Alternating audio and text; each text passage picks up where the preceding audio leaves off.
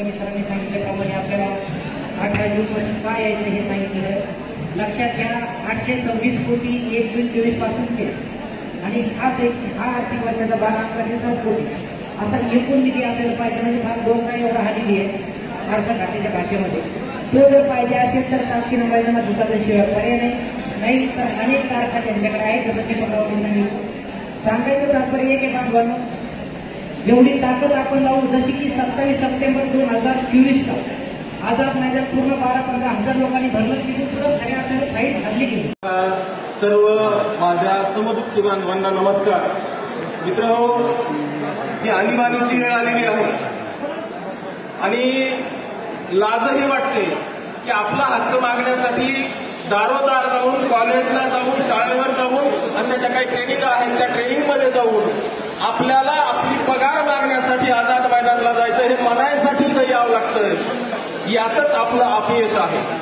मित्रांनो, आपल्याला जर आपला टप्पा पाहिजे असेल, आपल्याला वेळेत आपली जर पगार व्हायची असेल, आपले जे काही हेड आहेत त्या हेडला वारंवार जे काही निधीची कमतरता आहे ती जर पूर्ण करून घ्यायची असेल, आपल्या ज्या ज्या काही समस्या आहेत त्या समस्या सोडवायच्या असतील तर त्या सोडवण्यासाठी संघटना, समन्वय संघ, एकजूट ही महत्वाची आहे. आणि त्यामुळं येत्या 18 तारखेला महाराष्ट्रामधील सर्व संघटनांनी मिळून एकत्रित अशा प्रकारचा महाएल्गार आपण पुकारलेला आहे. पहिल्या 2 महाएल्गारामध्ये 20%, 40% ज्युनियरला आणि 40%, 60% प्राथमिक माध्यमिकला आपण मिळवलेलं आहे.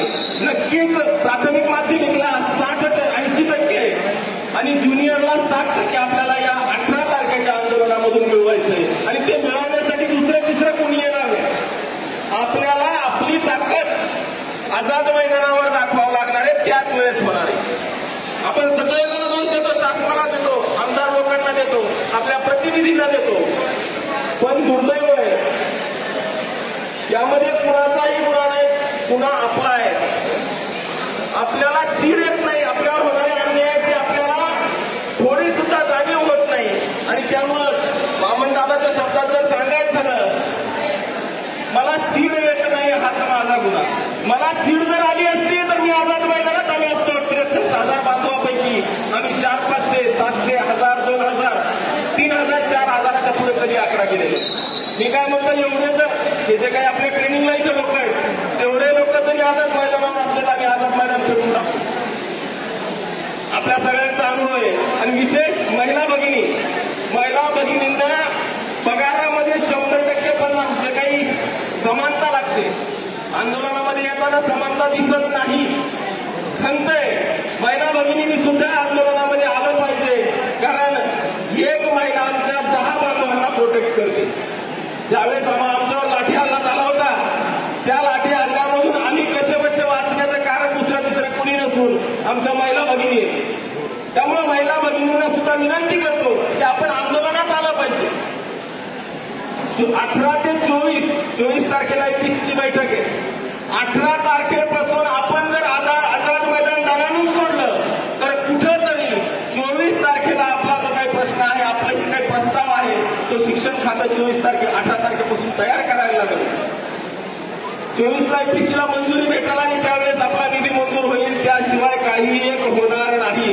नाहीतर शासनाची मनशा आहे 1 जून 2024 फक्त पुढचा आकडा बदलायची त्यांची मानसिकता झाली आहे. 24/25, 1 जानेवारी 25, 1 एप्रिल 25 अशा वेगवेगळ्या तारखा त्यांच्याकडे. आपल्याला कोणती तारीख निवडायची, ती निवडायची तारीख आपल्या हातात 1 जून 24 जर पाहिजे असेल तर आपण सगळ्यांनी तिथं आलं पाहिजे. आणि बऱ्याचशा जणांना मुख्याध्यापकाच्या अडचणी, तिथं मुख्याध्यापक सुद्धा असतील, बऱ्याचशा जणांना संस्था चालकाची अडचण असेल. अशा अडचणी असणाऱ्यांनी कुणालाही भिंगारू नका. 10-5 दिवसाची आपल्या 18 ते 24 8 दिवसाची पगार जाऊ द्या. आपल्याला महिन्यामधून, वर्षामधून आपल्याला अर्जित रजा 15 भेटतात. 8 रजा अर्जित जाऊ द्या, आपली फेब्रुवारीमध्ये पगार निघत. रजेला घाबरू नका, रजा टाका आणि सगळ्यांनी आझाद मैदानात या एवढीच विनंती करतो आणि थांबतो. धन्यवाद. मी सगळ्यांची वाट बघतो.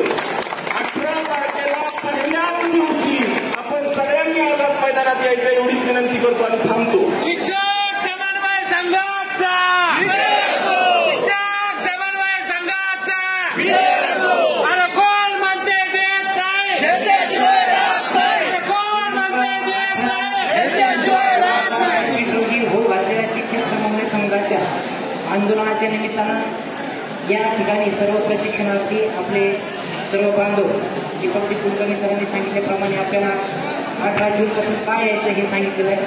लक्षात घ्या 826 कोटी 1 जून 24 पासूनचे आणि हा आर्थिक वर्षाचा 12,1107 कोटी असा एकूण निधी आपल्याला पाहिजे. म्हणजे फार डोंगरा एवढा हा निधी आहे अर्थ खात्याच्या भाषेमध्ये. तो जर पाहिजे असेल तर ताकदीनं मैदानात उतरल्याशिवाय पर्याय नाही तर अनेक कारखान्यांच्याकडे आहे जसं दीपक पवारांनी सांगितलं.